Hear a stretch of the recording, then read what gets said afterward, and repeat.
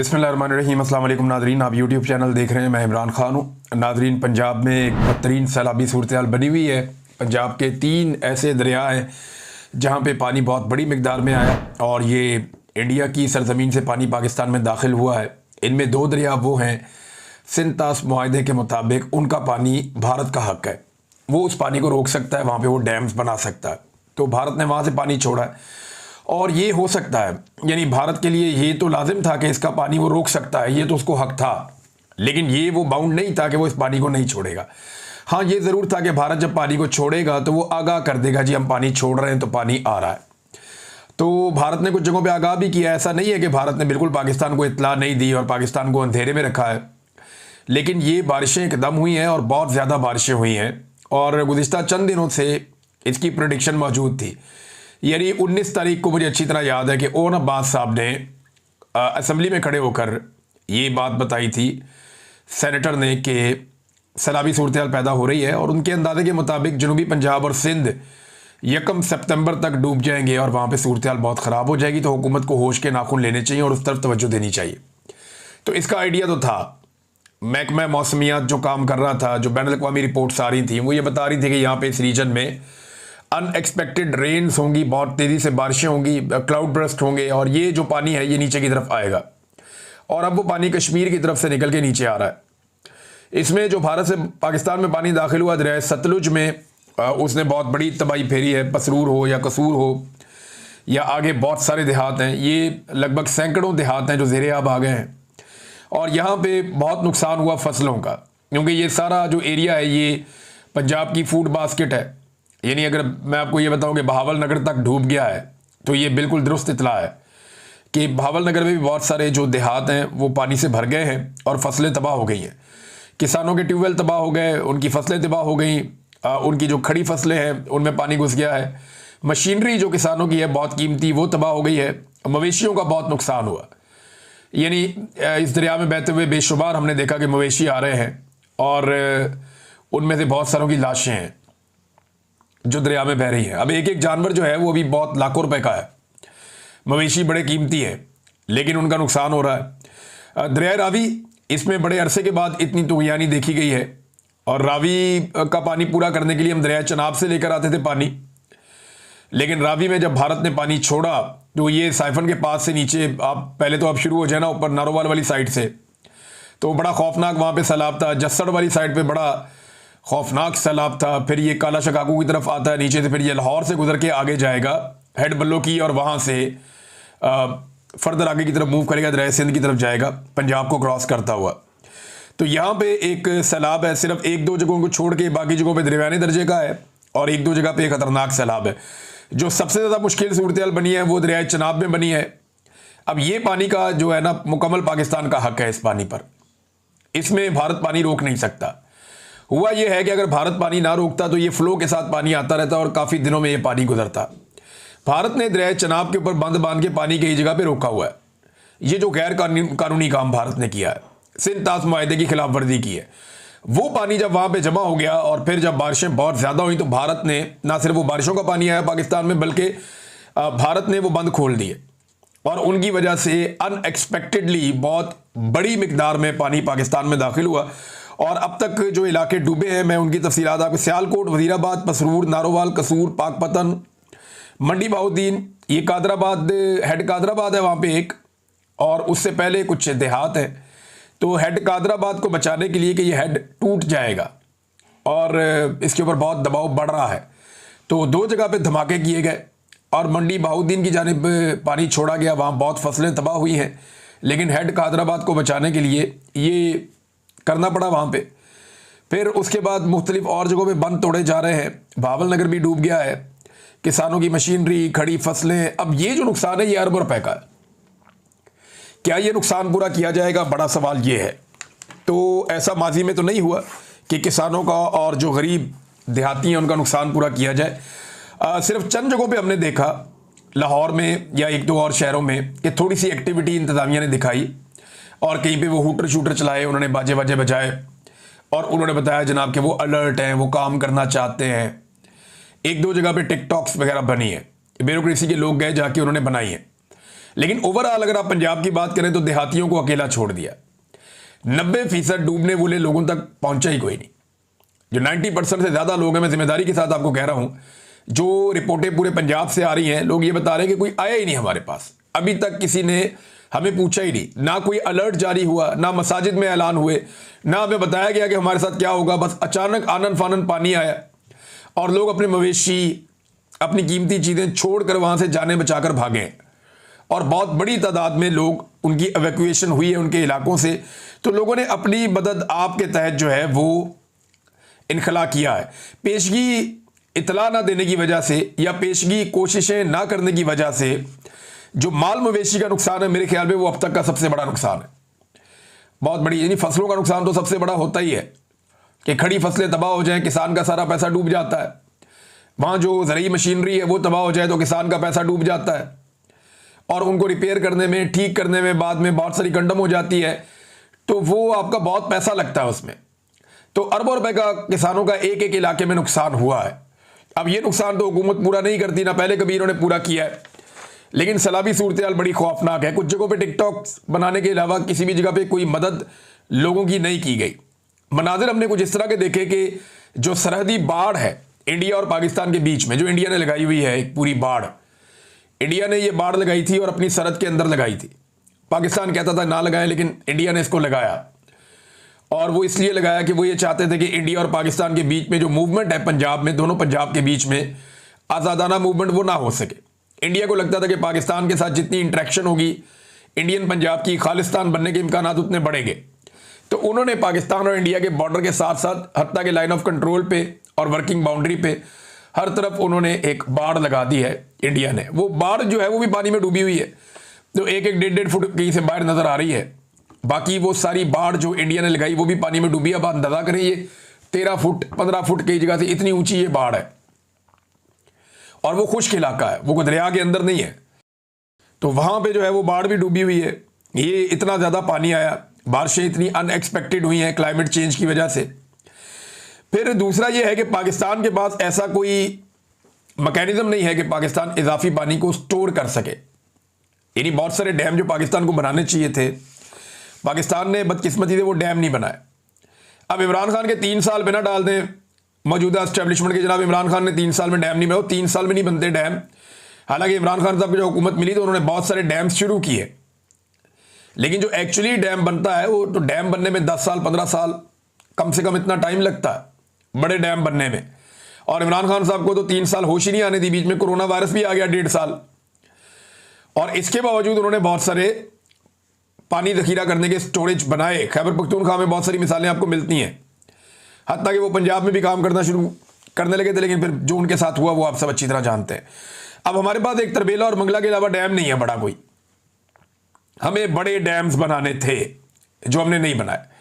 ये डैम्स हमने क्यों नहीं बनाए, इसकी एक सादा वजह मैं आपको बताता हूं कि आईपीपी से बहुत पैसा आता है, सरमायाकार बहुत पैसा देते हैं।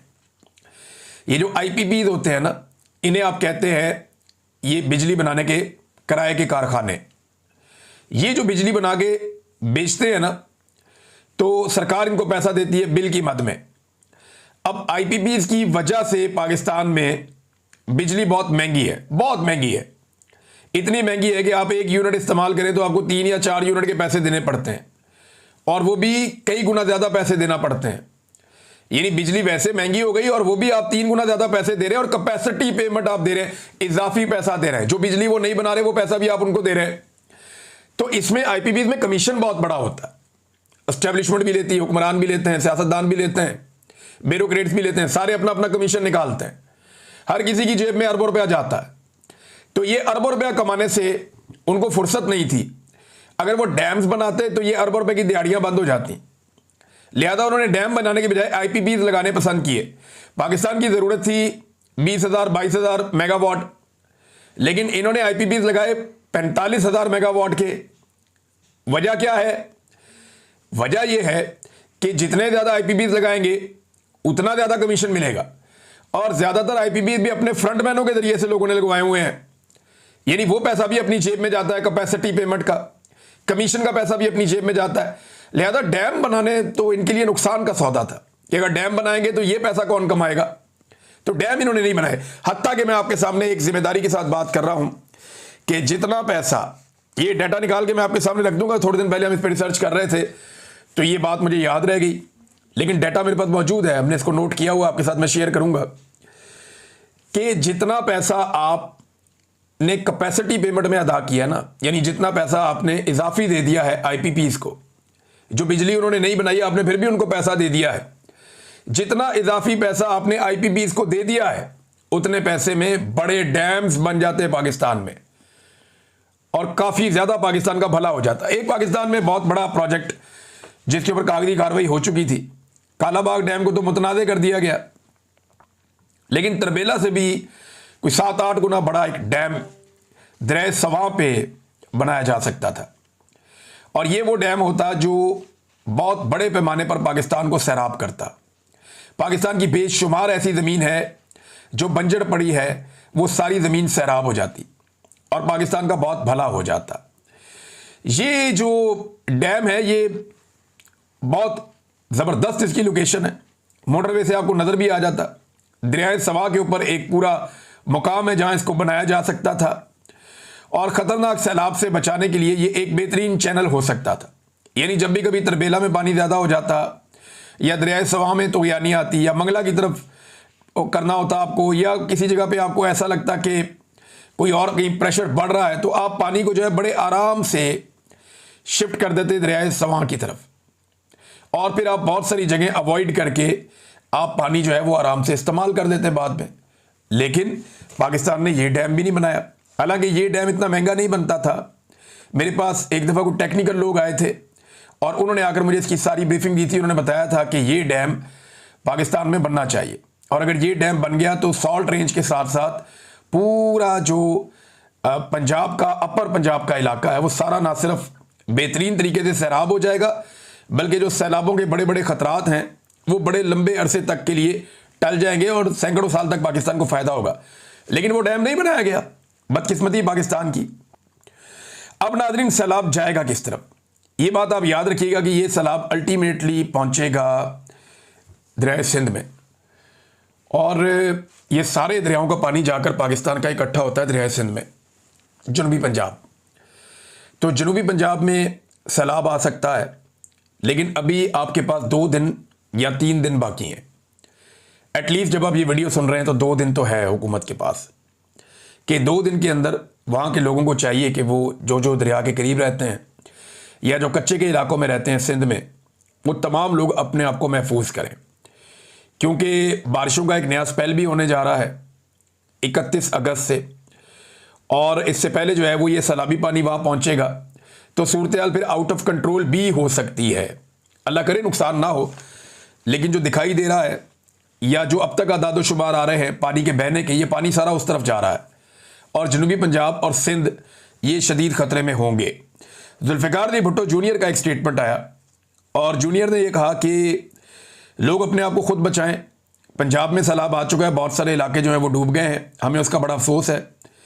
लेकिन जितने भी लोग सिंध के दरिया के करीब रहते हैं और जो उन इलाकों में रहते हैं जहाँ पहले भी सैलाब आता रहता है, वो अपने आप को महफूज करें, खुद निकलें, अपने जानवरों को निकालें, अपना कीमती सामान निकालें, क्योंकि सिंध हुकूमत, उन्होंने कहा कि मुझे नहीं लगता कि आपको बचा सकती है या वो बचाने आएगी। तो सिंध हुकूमत जो है वो नॉर्मली जब भी कभी सैलाब आता है तो वो एक बैरूनी दौरा रख लेते हैं और उसमें वो दुनिया से पैसे इकट्ठे करके ला के, वो पैसे पता नहीं किधर गए समझ ही नहीं आती। अभी को 2-4 घर ऐसे थे जिनमें से एक घर के अंदर बिलावल ने बैठ के कोई थोड़ी टिकटॉक बनाई थी थोड़े दिन पहले, कोई वीडियो शीडियो बना के डाला। अच्छी बात है घर बना किसी का, लेकिन बात यह कि सिंध हुकूमत ने टोटल कितने घर बनाए, कितने लोगों को घरों में शिफ्ट किया है। ज़रा आज़ाद मीडिया जाए ना और जाकर देखे, ज़रा दौरा करे, उधर दादू का दौरा करे, उन इलाकों का जहाँ पे सैलाब आया था। लोगों से पूछेंगे कितने घर हैं जो आपको बना कर दिए हैं। जितने घर तबाह हुए हैं ना उसके 5% भी इन्होंने नहीं बनाए होंगे। मैं 5% भी बहुत ज़्यादा बोल रहा हूँ, इन्होंने 5% भी नहीं बनाए होंगे, बाकी सारे अवाम ने खुद तामीर किए। तो अवाम अपनी मदद आपके तहत ही करती है, इतना बड़ा नुकसान तो कोई पूरा नहीं कर पाएगा। बहरहाल हुकूमत को फौरी तौर पे होश के नाखून लेने चाहिए और जिन इलाकों की तरफ ये पानी बढ़ रहा है वहाँ पे अपनी एक्टिविटी को तेज़ करना चाहिए, लोगों को वहाँ पे आगाही देनी चाहिए और जो ख़तरनाक इलाके हैं उन्हें खाली करने में लोगों की मदद करनी चाहिए ताकि लोग पहले की तरह धोखे में ना मारे जाएं, बल्कि अपना कीमती सामान उन इलाकों से निकाल लें। हुकूमत की जिम्मेदारी है नाज़रीन, उन्होंने काम अपना करना था, उन्होंने किया ही नहीं, बल्कि वो गालियां दे रहे हैं। अभी ये टिकटॉकर जो हैं ये फैमिली एंड फ्रेंड टूर पे गए हुए थे जापान और हांगकांग। इन्होंने वहाँ बहुत इंजॉय किया, पाकिस्तान एयरफोर्स का तैयारा ये लेकर गए थे और फैमिली पूरी गई हुई थी, बच्चे, बच्चों के दोस्त, बच्ची, बच्ची का शौहर, उसके बच्चे, यानी सारे लटरम पटरम इकट्ठे होके पूरा टब्बर ही टूर करने चला गया जापान का और कहीं और, हांगकांग भी चले गए। तो इन्होंने तो अपनी लाइफ इंजॉय की। जिस वक्त पंजाब में बच्चे डूब रहे थे ना, मवेशी डूब रहे थे, किसान की फसलें डूब रही थी, पंजाब में तबाही फिरी हुई थी, उस वक्त टिकटॉकर अपने सारे एहलो अयाल और दोस्तों को फैमिली फ्रेंड टूर लेकर वो जापान का इंजॉयमेंट कर रहे थे, वो टूर कर रहे थे और टके का फायदा पाकिस्तान को नहीं हो। इन्होंने वहां से कुछ नहीं सीखना, ना इन्होंने सादगी सीखनी है, ना आजिज़ी सीखनी है, ना रूल ऑफ लॉ सीखना है, ना इंसानी हुकूक सीखने, ना इन्होंने वहां से अवाम का एहतराम या मैंडेट का एहतराम सीखना, ना इन्होंने आज़ाद अदलिया के मामला कोई नहीं सीखना। इन्होंने कुछ नहीं, ये सिर्फ टूर था, एक इंजॉय करने वाला टूर था, ये इंजॉय करके वापस आ गए हैं। अब जब मीडिया इनसे सवाल करता है या अवाम इनसे सवाल करती है कि जनाब ये किस तरह का टूर था, बताएं, आपके बच्चे किस चक्कर में गए हैं, फैमिली किस चक्कर में गई, वैसे जी हम अपने खर्चे हिसाब दो, कैसे अपने खर्चे दो, सरकारी प्रोटोकॉल है भाई, सरकारी प्रोटोकॉल में यानी कोई भी चाहे तो अपने खर्चे पे सरकारी प्रोटोकॉल में जा सकता है, कभी नहीं जा सकता। तो सरकारी प्रोटोकॉल आपने कैसे एंजॉय कर लिया, वहां पे पूरी की पूरी जो है वो एम्बेसी आपके पीछे लगी हुई थी और एम्बेसी आपकी खिदमत के अंदर सरगर्म थी। तो ये जो टूर करके आए, बजाय इसके कि लोगों के सवालों के जवाब देते, इन्होंने लोगों को गालियां देना शुरू कर दी। बल्कि एक टिकटॉकर ने बैठ के वहां पे एक बड़ी अजीब बात की, मुझे बड़ी तकलीफ हुई वो बात सुनकर कि ये लोगों की माओ बहनों को गालियां भी देते हैं और गंदी गालियां देते हैं। बहुत अफसोसनाक बात है। यानी अगर कोई आपको अकाउंटेबल करना चाह रहा है, हज़रत उमर फारूक रज़ियल्लाहु अन्हु से लोगों ने पूछा कि भाई आपके पास तो एक चादर आई थी, तो आपका कद लंबा है, तो ये आपने सूट कैसे बनवा लिया अपना। उन्होंने जवाब दिया था, क्योंकि हुक्मरानों से सवाल पूछा जाता है, जवाब मांगा जाता है। ये नहीं किया था हज़रत उमर फारूक रज़ियल्लाहु अन्हु ने कि उठ के कोई बात कर दी, अपने किसी जूनियर से कोई ऐसी बात करवा दी जो हद तक अमेज हो, या किसी की माँ को बुरा कह दिया, ऐसा नहीं हुआ था। ये उठ के लोगों की माँ को गालियां दे रहे बैठ के, ऐसी बदतमीजी, ऐसी बदतहजीबी। और जिस टिकटॉकर ने ये किया है ना, वो पहले पीपल पार्टी में हो, तो फिर नून लीग को गालियां, गंदी गालियां, गंदी हरकतें, और अब नून लीग में तो अब दूसरों को गंदी गालियां, गंदी हरकतें। कल ये किसी और पार्टी में जाए तो वहां से फिर इनको फिर गंदी गालियां और गंदी हरकतें। ये सारा गंद इकट्ठा किया गया पीएमएलएन के अंदर, और ये एस्टेब्लिशमेंट ने किया है कि पाकिस्तान का सारा गंद इकट्ठा करके एक जगह पे लाके इक़्तिदार में बिठा दिया और अवाम को असल शक्लें दिखा दी हैं कि ये वो गंदे चेहरे हैं जिन्होंने पाकिस्तान का बेड़ा गर्क किया। हमने आपकी सहूलत के लिए सारे इकट्ठे करके इक़्तिदार में बिठा दिए हैं। अब अगर आपने धक्का मारना है तो इन सारों को मारो और एस्टेब्लिशमेंट के समेत मारो। बहरहाल ये जनाब मरीम नवाज के लोग बजाय इसके कि वो काम करें, इस वक्त वो लोगों की माओ बहनों को गालियां दे रहे हैं बैठ के। और हैरत की बात यह है कि इनके ब्यूरोक्रेट्स कह रहे हैं कि अचानक सैलाब आ गया, हमें पता ही नहीं चला। ये बाकायदा सबूत मेरे पास मौजूद है, ये देखें ना आप, ये डीजीपीडीएम में वो कहता है जी अचानक सैलाब आ गया और हमें तो पता ही नहीं था। फिर वो कह रही है जी हमारी तो तैयारी थी, हमने तो सैलाब का पूरा बंदोबस्त पहले से किया हुआ था। जो पंजाब से टिकटॉकर है इन्फॉर्मेशन, यानी मैं हैरान होता हूं कि एक तरफ जो है वो कह रहे हैं हमें पता ही नहीं चला, अचानक हो गया, दूसरी तरफ हमारी तो बहुत पुरानी तैयारी थी इसके ऊपर। आपकी खाक तैयारी थी, किसी को पता ही नहीं चला, लोगों को अंदाजा ही नहीं हुआ, लोग बेचारे पानी के अंदर डूबते रह गए, शहरों के अंदर पानी घुसाया, गलियों में कश्तियां चल रही हैं। ये हालात इन्होंने पाकिस्तान के लिए पैदा किए हैं। अब नाजरीन, आलिया हमजा साहिबा ने फौरी तौर पर, अब उनकी हुकूमत तो नहीं है, अगर उन्हें मौका मिला और उन्हें इजाज़त दी गई तो उन्होंने पाकिस्तान तरीके इंसाफ को कहा है कि सारे मिलकर इकट्ठे हो, हंगामी इजलास बुलाओ, और पूरी तरीके इंसाफ अब मदद करेगी अपने हमवतनों की। और ये जो फ्लड आया हुआ है इसके अंदर मदद करने के लिए निकलेंगे। अब देखना यह कि पाकिस्तान की मिलिट्री एस्टेब्लिशमेंट ये मदद करने देती है या नहीं करने देती, क्योंकि मिलिट्री एस्टेब्लिशमेंट पीटीआई को इसराइल के खिलाफ मुजाहरा नहीं करने देती, कोई अच्छा काम भी वो करना चाहें तो नहीं करने देते। तो ये अवाम की मदद करने देंगे या नहीं करने देंगे। उन्होंने तो 14 अगस्त नहीं मनाने दी, उन्होंने तो कायदे आज़म का पोस्टर उठा के बाहर आने पे मुकदमे दर्ज करके बंदे अंदर दे दिए दहशतगर्दी के मुकदमों में। तो ये दो नंबरियां बहुत की है इन्होंने, बहुत फ्रॉड किया है इन्होंने। तो अब देखते हैं कि पाकिस्तान तरीके इंसाफ सैलाब में मदद करने आती है तो क्या उन्हें मदद करने दी जाती है या नहीं करने दी जाती। एक सवाल तो हो गया ये। हालात इनके ये हैं कि इमरान खान साहब का ट्वीट आता है कल रात को 11 बजे, जो मैंने आपको सुबह वाले वीलॉग में पढ़ के सुनाया। रात को 11 बजे इमरान खान साहब का ट्वीट आता है और 11 बजे उनका ट्वीट आने के ठीक चंद मिनट के बाद आज सुबह जो समाअत होनी थी अडियाला जेल में तोशाखाना 2 केस की, वो मुलतवी कर दी जाती है। वजह क्या है कि भाई इमरान खान साहब का तो बड़ा सख्त मौक़िफ़ है, हमें तो लगता था माफ़ी मांग लेगा, वो तो हमारे ऊपर चढ़ गया। 9 मरतबा उसने आर्मी चीफ का नाम ले लिया एक ट्वीट के अंदर। और मज़े की बात आप देखें कि इमरान खान साहब ने, ये मैं आपको डाटा बल्कि निकाल के ना लेटेस्ट भी बता देता हूँ, इमरान खान साहब ने ट्वीट एक जो है ना उसमें आर्मी चीफ का 9 मरतबा नाम लिया और दूसरे ट्वीट के अंदर आर्मी चीफ का नाम नहीं लिया। अब आप लोगों का अंदाज़ा करें कि लोग आज कहाँ खड़े हैं कि जिस ट्वीट में इमरान खान साहब ने आर्मी चीफ को मुखातिब किया वो 33,000 मरतबा रीट्वीट हुआ है, 33,000 मरतबा। और दूसरा जिसमें इमरान खान साहब ने आर्मी चीफ को मुखातिब नहीं किया वो 23,000 मरतबा रीट्वीट हुआ है। जिसमें आर्मी चीफ पे उन्होंने बात की वो 33,000 मरतबा, यानी 10,000 मरतबा ज़्यादा जिसमें तनकीद आर्मी चीफ पे हुई है, लोगों ने उसको ज़्यादा फैलाया। और जिसमें अली अमीन को कहा है कि आओ और आकर मुझसे मिलो, उसको इतना नहीं किया। तो उसके बाद यही होना था, इन्हें लगा कि अब इमरान खान साहब का केस लगेगा, दोबारा तनकीद करेंगे और बहुत नेक्स्ट लेवल पे चले जाएंगे, लिहाजा इन्होंने समाअत ही मुलतवी करवा दी अदालत के अंदर रात को 11 बजे के बाद। इसका मतलब यह है कि ट्विटर पे आने वाले एक ट्वीट की वजह से इमरान खान साहब के केस की समाअत मुलतवी हुई है। ये रिकॉर्ड का हिस्सा बन रही हैं चीज़ें, इनसे कभी कोई भाग नहीं सकेगा, ये याद रखना पड़ेगा। अली अमीन गंडापुर साहब ने कुछ संजीदा कोशिश नहीं की इमरान खान साहब से मिलने की अभी तक, और उनके भाई ने क्लेम तो किया कि उन्होंने संजीदा कोशिश की है, लेकिन की नहीं। सीरियस बात तो यह है कि उन्हें संजीदा कोशिश करनी चाहिए, सुप्रीम कोर्ट भी जानी चाहिए, हर जगह जाके उन्हें जोर लगाना चाहिए। देखें ना, मिर्ज़ा अफरीदी का लाहौर वाला जो फार्म हाउस है वहाँ पे ये पूरा काफिला लेकर पहुँच गए, लेकिन आज तक अडियाला जेल तक वो काफिला नहीं पहुँच सका। यानी वो काफिला निकलता है, रावलपिंडी इस्लामाबाद को क्रॉस करता है और लाहौर पहुँच जाता है, लेकिन वो काफिला रावलपिंडी में मौजूद अडियाला जेल तक नहीं पहुँच सकता।